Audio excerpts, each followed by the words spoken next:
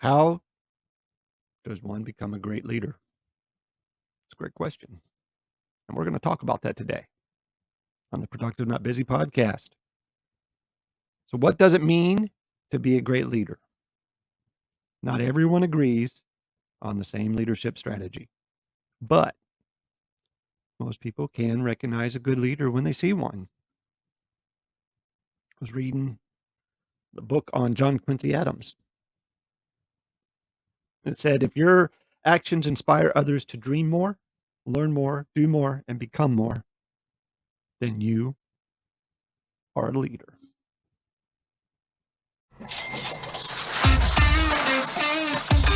You're listening to the Productive Not Busy podcast, where our mission is to make you more money so you'll have less stress and more free time. It's all about mindset, attitude, and taking action. And your host, Wayne Weathersby, knows how to make that happen. He's negotiated and closed over $150 million in contracts while building businesses with proven success strategies that he wants to share with you. So if you're ready to make some real money, then let's get to it. Here's Coach Wayne.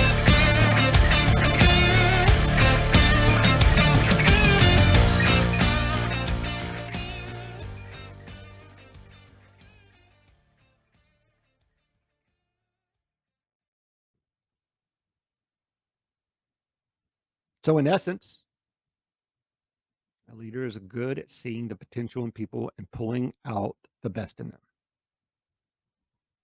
There's not one cookie cutter idea of leadership, and people with different personalities can be exceptional leaders. So, in this episode, we'll take a look at different goals for leadership, how to communicate, how to communicate effectively, tips for leading, and so much more that I think you'll find helpful. Whether you've been leading for a long time or you found yourself in a fresh new leadership position, this podcast, this episode has something for you. So, what are your goals as a leader? What is your goal for leadership? Are you a CEO of a company trying to increase production? Or are you a leader of a movement hoping to inspire people to follow you and to whatever, the changing world? Often we think about leading.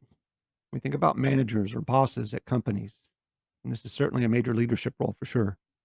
But leading also happens in the home with parents, raising children. Leadership is a central part of religion, religious organizations, government, social justice movements, team sports, the military, education, group projects, nonprofits. Leadership positions are everywhere. And you may be a leader without even knowing it.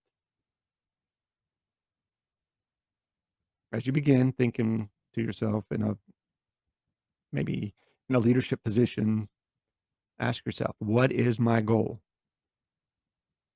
And you got to ask yourself, what is the point of a leader? Why do I want to be a leader? Or why am I in a leader position in the first place? So to get your gears working, here are some potential goals of leadership in any type of activity or organization. Number one, profit. One possible goal of leadership is to achieve higher profit margins and the success of a company. So leaders in this field might be like Reed Hastings. He's the CEO of Netflix, or Larry Page, co-founder of Google, Jeff Bezos, founder of Amazon. Inspiration and empowerment. Another goal would be to inspire people to do better and be better, or to achieve something that they didn't think possible. Empowerment shows people they can improve their situation by changing the way they do things or the way they see the world. Inspirational leaders might be like Abraham Lincoln, Eleanor Roosevelt, Oprah Winfrey, Martin Luther King. Achieve greatness. Another goal of a leadership is to do something, to achieve something. It doesn't have to be in a business setting. It could be in a community service project, a town play, fundraiser, political movements, to win a sports team championship, or just the greatness of a nation. Next, it's probably to raise awareness. Sometimes a leader's goal is to raise awareness about something. Could be a social justice issue or raising awareness about a disease people are unaware of. Be a visionary. That's the next one. Leaders are often able to see possibilities that other people cannot see. They're visionaries, and their ideas are able to improve the world around them. They often lead people to bring their ideas to fruition also. Bill Gates, Steve Jobs, Henry Ford. Steve Jobs said it, great things in business are never done by one person. They're done by a team of people. So leaders in communication. How do you become a great leader? Got to be a great communicator. Communication is one of the foundations of good leadership. That doesn't always come naturally to everybody. Many leaders are swamped with work, overloaded with thoughts, and often don't realize that they're not effectively communicating with their team, their thoughts to those that they're leading. According to one survey, one study that I read on leadership, when employees were asked if they thought their bosses were good communicators, 91% of them said they were not. That's freaking staggering. But how do you communicate effectively as a leader? What kind of communication skills do so many leaders lack? Whether you're coaching a team, leading a social movement, running a company, leading your family, communication with your team is paramount. Here are some effective communication skills that you can use starting today. Here's my favorite. And anybody that knows me or is coached by me or in my circle knows this is my number one. Be clear about expectations. One of the first rules of communication is clear expectations. This is true in any relationship, whether it be a boss to an employee, a parent to a child, or one spouse to another. Everyone has expectations, but we can't be angry or upset when someone doesn't anticipate what they are without communicating them and setting them up front. If you're leading an organization, make it very, very clear what you want. You want your employees or your followers to do something, tell them what it is. Send an email, call a meeting, record a video, create a checklist, and then get out of the way. Let them do their job. Don't micromanage. You listen first, and then you speak. So after expectations, guess what? Listen to learn, not to respond. People feel better when they've been heard. Communication isn't about speaking. It's also about listening. If you're a boss of a company, there is a good chance your employees know a lot about their position. They may even know things that you don't. What? The same is true of any type of formal organization, whether it be religious, nonprofit, or governmental. If leadership isn't listening to the people involved in the actual work, they're losing essential information.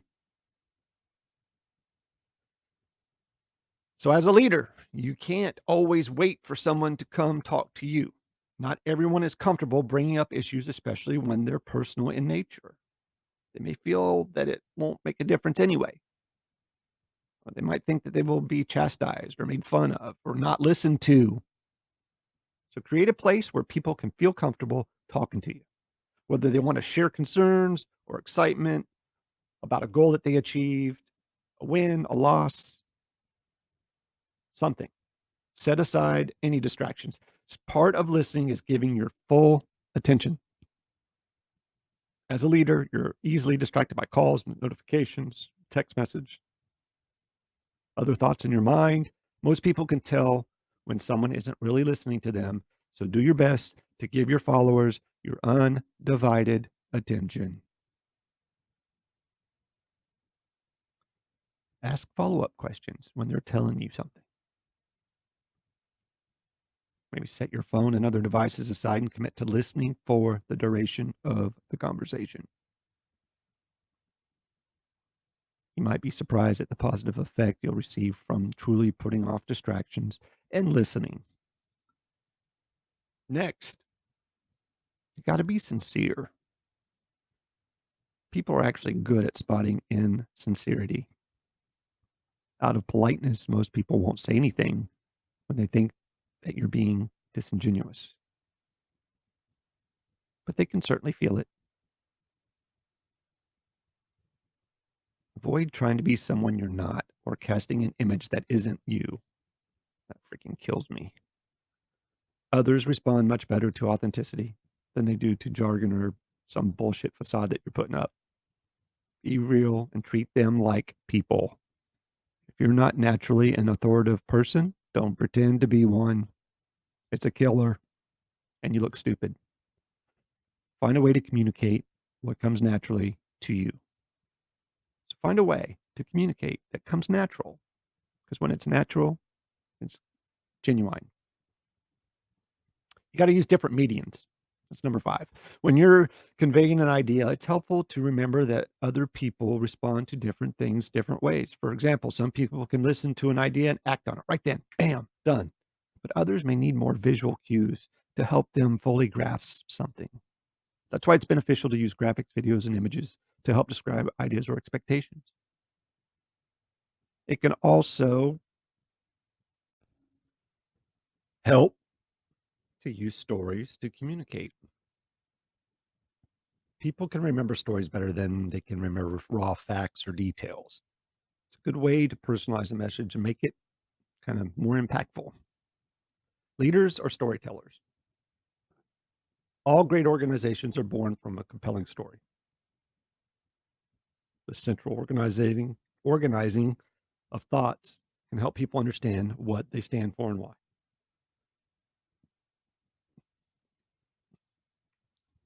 So, leadership and millennials.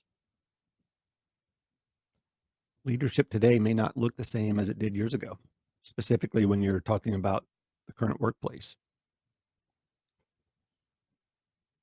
During most of the 20th century, people would clock in and clock out, with the majority of the workforce working from 9 to 5.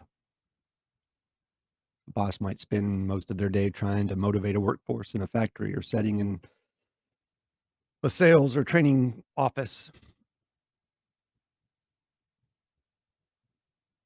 right? Today, with the pandemic and advanced technology, the workplace is less like the 1950s, 60s, 70s, 80s, 90s. People are now working remotely, and they're also connected through social media, email, messaging, tablets, cell phones, computers, blah, blah, blah. So as baby boomers start to retire, Gen X and millennials make up majority of the workforce. In fact, I did some research, according to the Pew Research, and this was in 2016, I think, millennials made up more than 1/3 of the entire workforce. Through Gen X, having grown up in a time before the internet and a constant digital connection, they may fall into more traditional style of work. Millennials, far different. Often these younger people are stereotyped as entitled or lazy or lacking loyalty. The truth is, many of them are very hardworking and resourceful. They have the ability to deeply focus on a project and provide quick results. They also spend large amounts of money and lots of amount of time researching and developing new ideas and finding faster ways to accomplish stuff. It's not uncommon for those to use their personal downtime to check in on the company's social media or respond to emails or work online or in person. Many millennials are entering the workforce, hope to make a difference in the world. It isn't simply a matter of making money, but also about making a positive change, for the most part. Millennials tend to be a little bit more idealistic in nature. They want to find fulfillment in their work, whether that means producing something they're proud of or helping others. They want their work to be meaningful. That being said, they also have a different expectation from their jobs and their leadership. This difference can sometimes lead to conflict between bosses and employee when they have different ideas about the job and how it should look. So if you're finding yourself in a leadership role over millennials, you may be in sync with them, or you may feel out of your element. You're going to have to adjust. Below are some of the tips, in my opinion, on how to help navigate the waters of leadership with a unique generation like that. You almost have to embrace this work remotely when possible. The majority of millennials know how to use technology and how to use it well. Instead of communicating to office space or commuting to office space, most prefer to work from home, actually. Y-Pulse did a survey recently about millennials in the workplace, and the survey found that 68% of 18 to 34-year-olds believe they would enjoy a job more if it allowed them to work from home or remotely. Not every job is conducive to work remote, though, and not every millennial would prefer that. But many like the option of working remotely, or at least part of their work schedule remotely. So maybe try working out a flexible work schedule.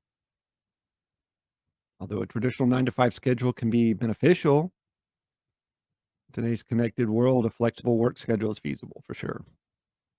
For many millennials, this is very, very important. They value their work-life balance, want time to be able to travel and spend quality time with their family.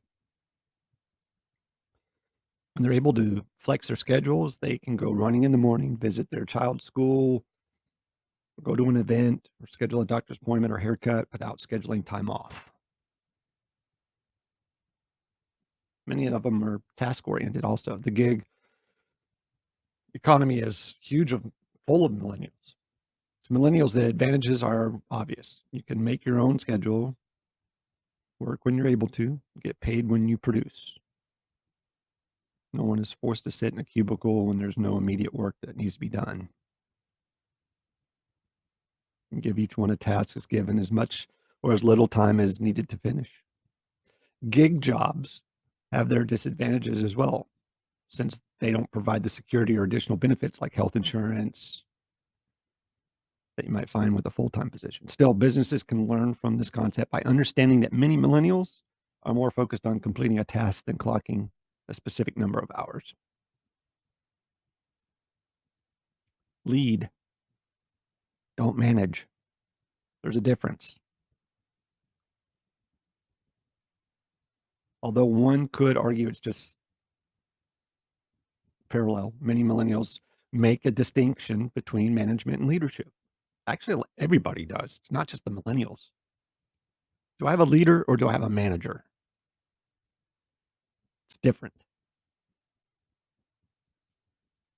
There was a study in a Harvard Business Review article from 2017, I think. It was called, "Do Managers and Leaders Really Do Different Things?" The author, John O'Leary, pulls apart the definition of these two ideas. He interviewed 8 leaders to ask them what they thought was the difference between management and leadership. So the interviewees agreed that there was a difference and that the difference was significant. O'Leary noticed that the people, when they talked about management, they talked about the behavior of the manager, and that perhaps even more to the point, they noted that managers were focused inward. They said managers worked on gaining trust, being accountable, being optimistic, being visible, and providing recognition and reward. Leadership, on the other hand, was more outward focused. When describing leaders, people tended to talk about their character. They described leadership behaviors focus on the staff, trust people, engage people, motivate, and encourage. The author concluded that the end results may be very similar and that leadership and management both achieve goals and have daily tasks. However, a manager will focus on results while a leader will focus on people.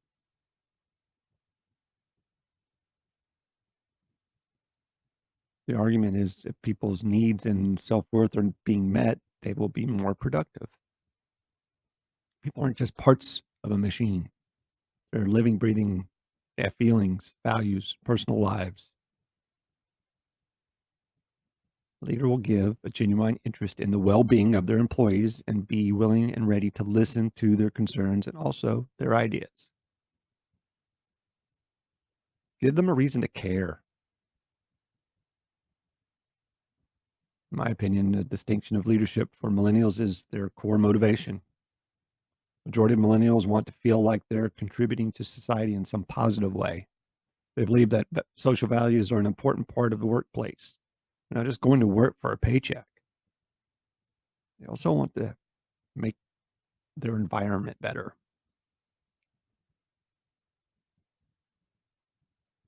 Another part of that Harvard Business Review article was entitled Mentoring Millennials.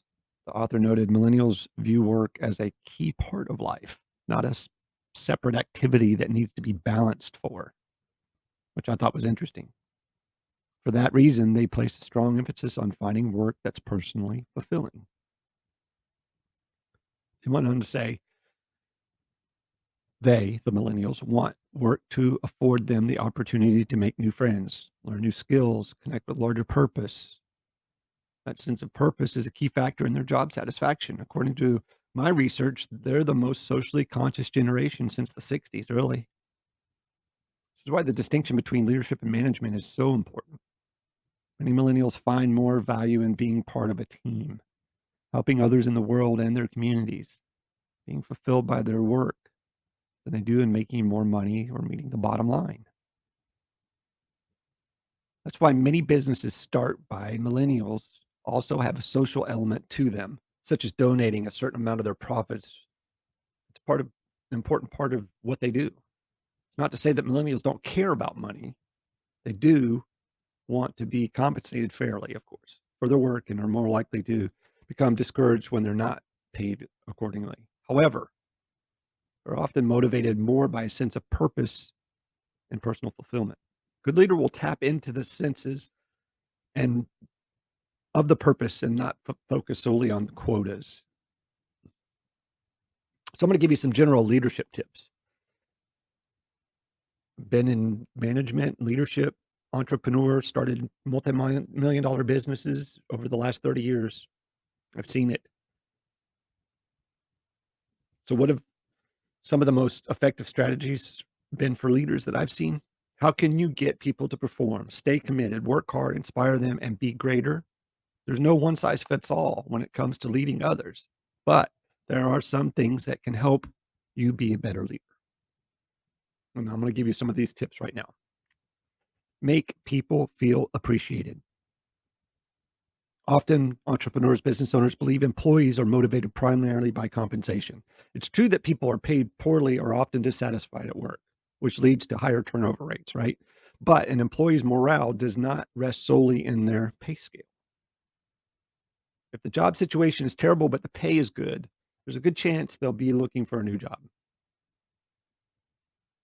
Look at these sports players. They're making $30 million a year and want to renegotiate their contract. There's something going on.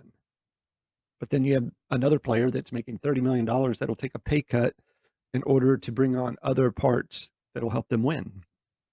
That environment's probably pretty good. What about those who volunteer? People willingly volunteer their time with no compensation at all. What motivates a person to work for free? People are not all motivated by the same thing. There's another study out there, the social brain and reward, social information processing in the humans gain some insight into the way the brain reacts to praise. The abstract explains in the highly social life of human beings, rewards are often sought and experienced are intertwined with social relationships and interactions between people.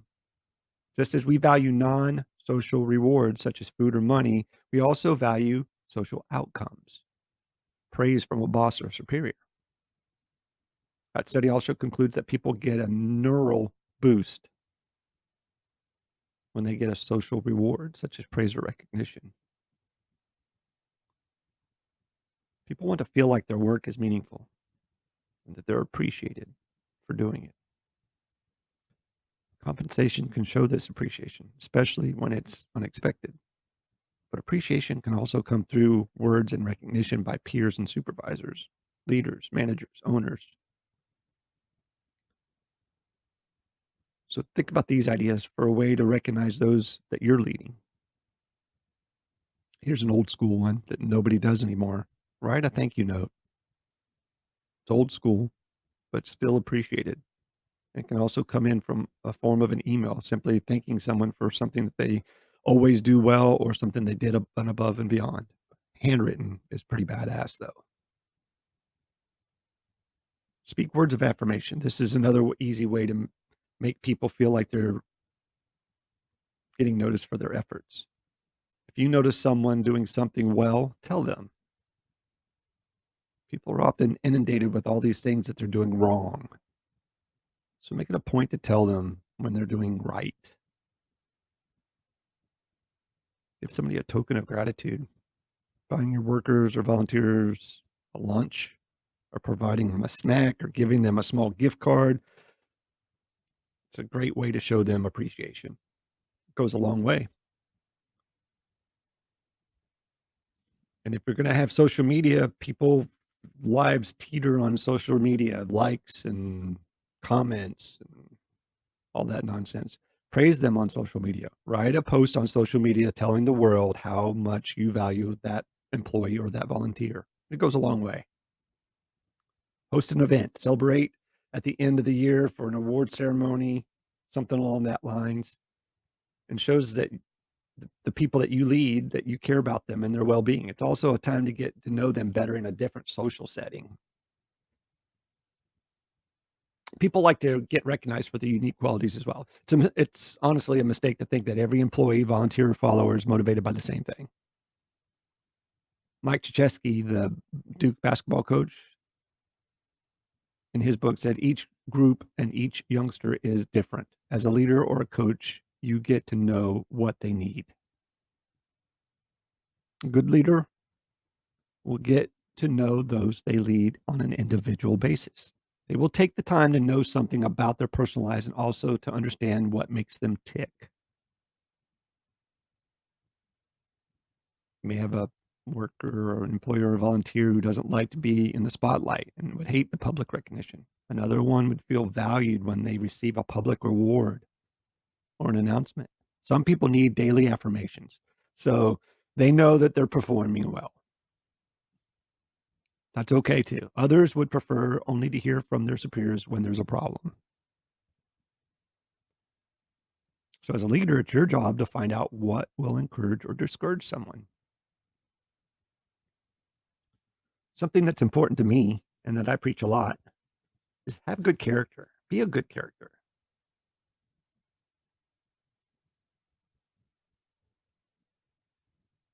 One of the most famous things that Martin Luther King said is we shall have to create leaders who embody virtues we can respect, who have moral and ethical principles that we can applaud with an enthusiasm that enables us to rally support for them based on confidence and trust.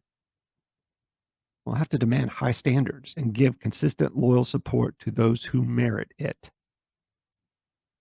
That's pretty badass. One of the main aspects of being a leader is having good character. People have high expectations for the people leading them, rightfully so. They want to be able to trust them. They want to know they're taking leadership from someone who is worthy.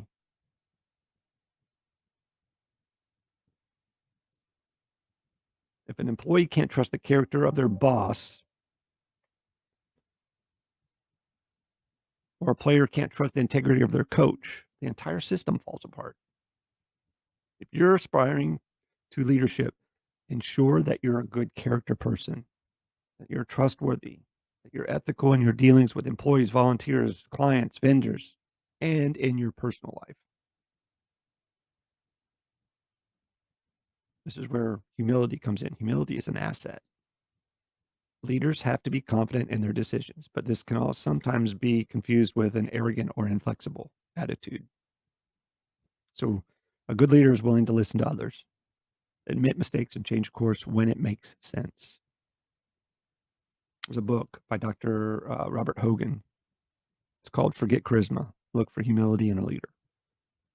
He writes, charisma is a very attractive characteristic in a leadership. Yet, when promoted, these individuals create chaos and ruin most of their organizations. Humility, rather, is much better indicator of leadership success, not charisma. He also goes on to say, whereas charisma or a charismatic leader tend to focus on personal advancement, humble leaders tend to focus on team performance and guiding their employees. Effective leaders are more modest. They're willing to admit mistakes, share credit, and learn from others. Higher levels of humility also lead to higher rates of employee engagement, more job satisfaction, and lower rates of turnover. So to be clear, humility does not imply the absence of ego or ambition. Rather, humble leaders are better able to channel their ambition back into the organization rather than reflecting it back on themselves for personal gain. Charisma, fortitude, whatever you want to call it, strong vision, are some of the common traits associated with leadership. But without humility, these qualities can become destructive and a weakness. So you got to learn and improve. Effective leaders are willing to learn and improve. This means reading, asking questions, going to seminars, regularly having conversations with the other leaders. It's what you learn after you know it all that counts.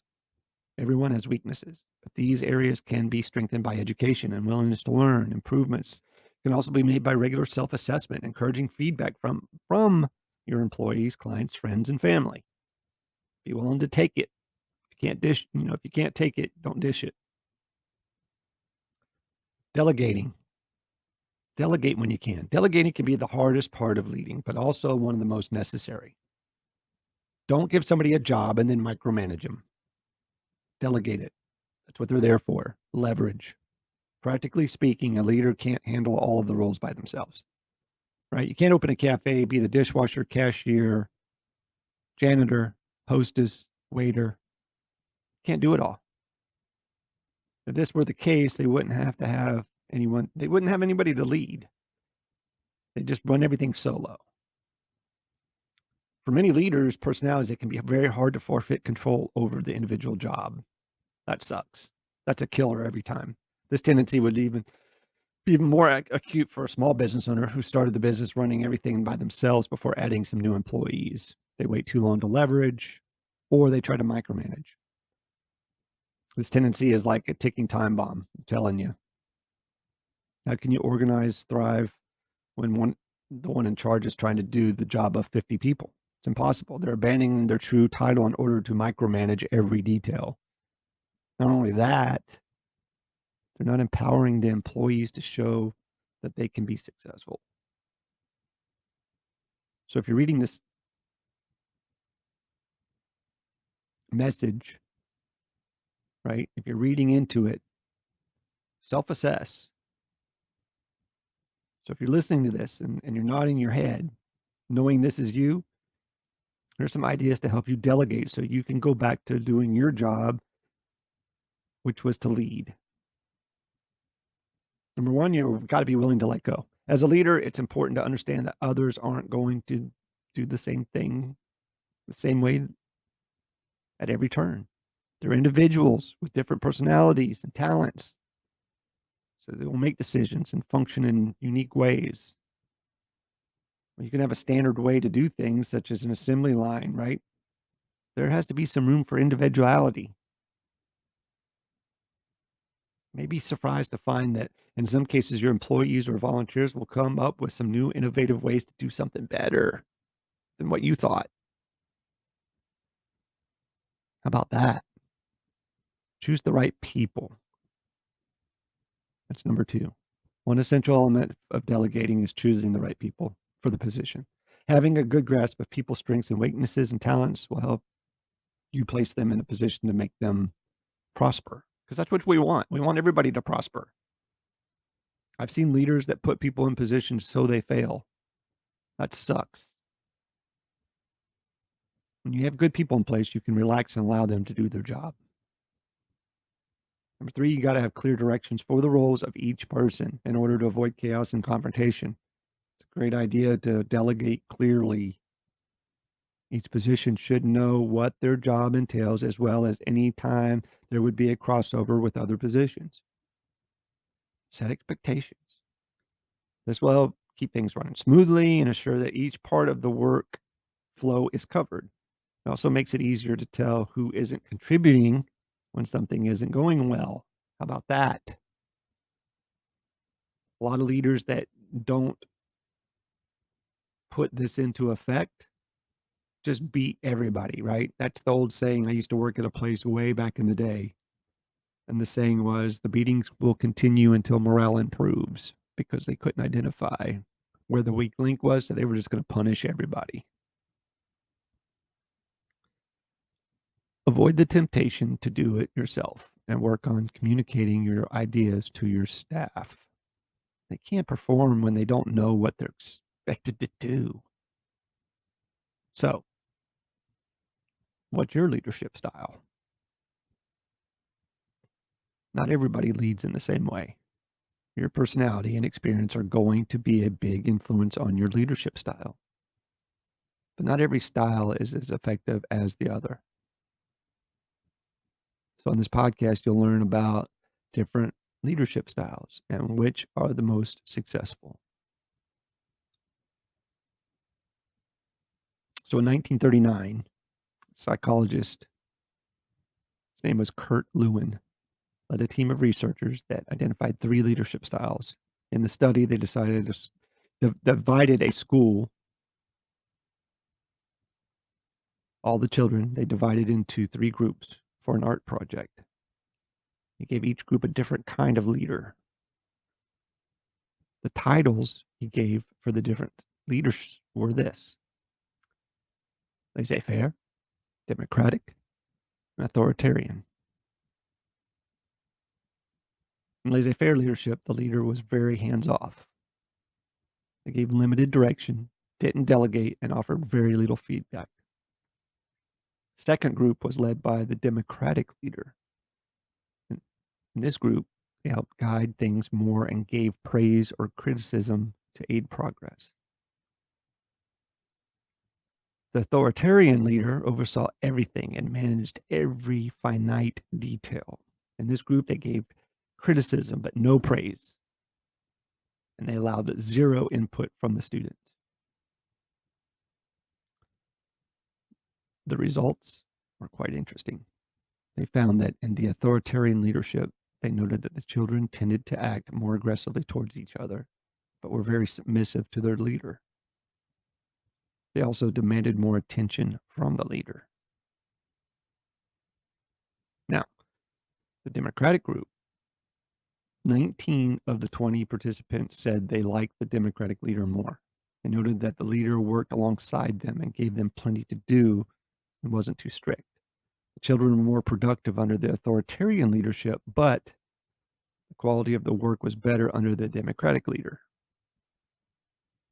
So in the final group, the laissez-faire, the children were the least productive. They were also demanding of their leader and struggled to work independently or cooperatively. So when they asked them, 7 out of 10 participants preferred the laissez-faire leadership over the authoritarian one. So it may not be very surprising in your eyes that the study found that the Democratic leadership was the most successful. This brings a balance of leader-led and participant-led contributions, guidance, but also allowing room for independent thought. There's some common styles of leadership. The style only shows 3 types of leadership, but many other styles are out there. Authoritarian, autocratic, right? This type of leadership requires a great deal of input from the leader and very little from the participants or the employees. This type of leadership works best when the leader knows a great deal about the subject and the workers know very little, and therefore their input is not necessary. Now, this type of leadership can also be beneficial when decisions must be made quickly and don't rely on a teamwork style contribution. This would be not advisable for the most situations or a permanent type of leadership, as it's likely to lead to tension, frustration, and aggression among the followers. You see that in governments. Now, democratic or the participative leadership, they call it. That leadership model, the leader participates in the project, offers praise or criticism when necessary, and allows input from others. Under democratic leadership, people often feel like they're offering a contribution and feel valuable. They feel valuable to the team and that they're part of the decision-making process. Now, there are drawbacks to this design as well.